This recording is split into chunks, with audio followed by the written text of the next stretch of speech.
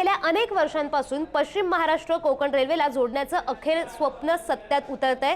बजेटमध्ये कोल्हापूर वैभववाडी मार्गालाही प्राधान्य देण्यात आले। पाहूया यावरचा पुढारी न्यूजचा विशेष रिपोर्ट।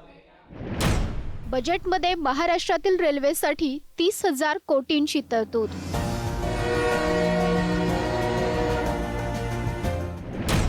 पश्चिम महाराष्ट्र कोकण रेल्वेनं जोडण्याचं स्वप्न सत्यात उतरणार।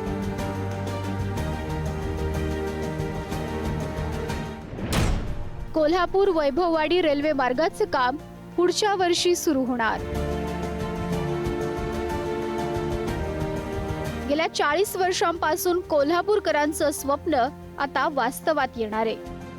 107 किलोमीटरहून अधिक अंतराच्या कोल्हापूर वैभववाडी रेल्वे मार्गाचे काम पुढच्या वर्षी सुरू होईल। रविवारी सादर केलेल्या बजेटमध्ये या मार्गासाठी 3,411 कोटी रुपयांची तरतूद करण्यात आली आहे।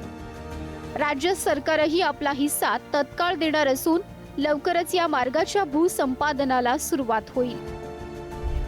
कोल्हापूर वैभववाडी रेल्वे मार्गावर 27 बोगदे आणि 55 उड्डाण पूल होतील। कोल्हापूर जिल्ह्यातील करवीर, पन्हाळा, गगनबावडा या तालुक्यांतून हा मार्ग जाणार आहे, तर कोकणात वैभववाडी तालुक्यातून जाईल। 28 किलोमीटर लांबीचे एकूण 27 बोगदे असतील।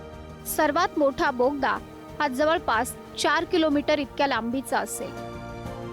रस्त्यावर 55 उड्डाण पूल असतील। रस्त्याखालील 68 पूल आणि 74 छोटे 7 पूल असतील। मार्गावर एकूण 10 स्थानकेही प्रस्तावित आहेत। प्रकल्पासाठी एकूण 638 हेक्टरहून अधिक जमीन संपादित केली जाणार आहे। जयगड, आंग्रे, रेडी, विजयवाडा बंदर विकासासाठी हा रेल्वे मार्ग आवश्यक आहे।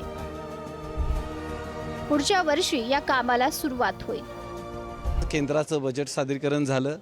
यामध्ये आपल्या महाराष्ट्रातील विशेष करून कोल्हापूर जिल्ह्यात ते वैभववाडी हा जो काही रस्त्यासाठी जो काही निधी आवश्यकता होता तो निधी आपल्या ठिकाणी मंजूर केलेला आहे। साधारणतः 600 कोटीच्या वरतीचं हे बजेट आहे। त्यामध्ये 300 कोटीच्या वर हा निधी मंजूर झालेला आहे। येत्या वर्षभरामध्ये या ठिकाणी कामाला सुरुवात होईल।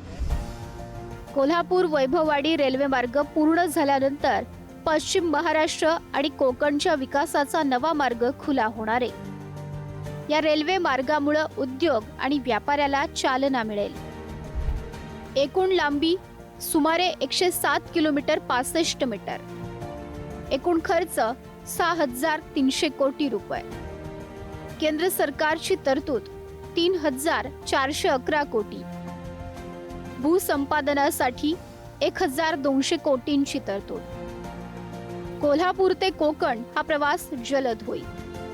उद्योग आणि व्यापाराला चालना मिळेल। पर्यटन वाढीलाही हातभार लागणार। स्थानिक रोजगार निर्मिती होणार। हा प्रकल्प मंजूर होण्यासाठी दैनिक पुढारीचे मुख्य संपादक डॉक्टर प्रतापसिंह जाधव यांनी सातत्याने पाठपुरावा केला होता।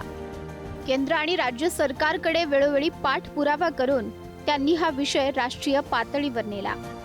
दैनिक पुढारीच्या 2015 रोजी कोल्हापुरात अमृत महोत्सवी सोहळ्यात पंतप्रधान नरेंद्र मोदी, मुख्यमंत्री देवेंद्र फडणवीस आणि तत्कालीन रेल्वे मंत्री सुरेश प्रभू उपस्थित होते।